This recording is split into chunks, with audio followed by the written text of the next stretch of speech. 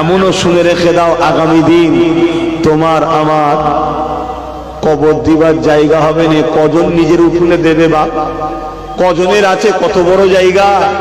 লাস্টে কি হবে? বলতে হবে পুড়িয়ে দাও।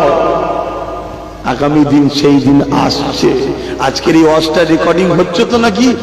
হ্যাঁ, লিখে রাখবেন। আগামী দিন এটাও বলবে যে মুসলমানদের অত বড় জায়গা দখল করে রাখার কি দরকার, পুড়িয়ে দাও।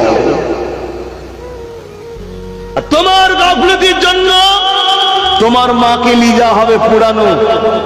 শোনো বন্ধু আমার কথা, গায়ে লাগলে কিছু করার নেই, আনবি না, আর আসলে আসবি না। যেমন প্রচুর লোক দূরে দূরে আছে, ডেকে ডেকে আসছে কি একটু দূরে সরে যাবে, মিটে যাবে। যা 10টা থাকে 10টা গেলে বকবো।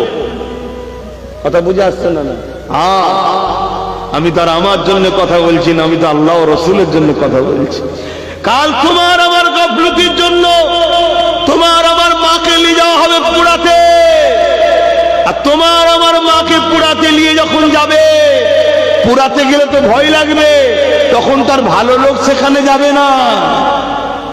তখন যেই কাপড়টা লাগবে তোমার মায়ের 60 বছর ঢুকে রাখা ইজ্জতটা উলঙ্গ হয়ে যাবে, সবাই দেখবে। সেদিন তোমার হাসিটা খুব ভালোভাবে বেরোবে, আমি দেখব।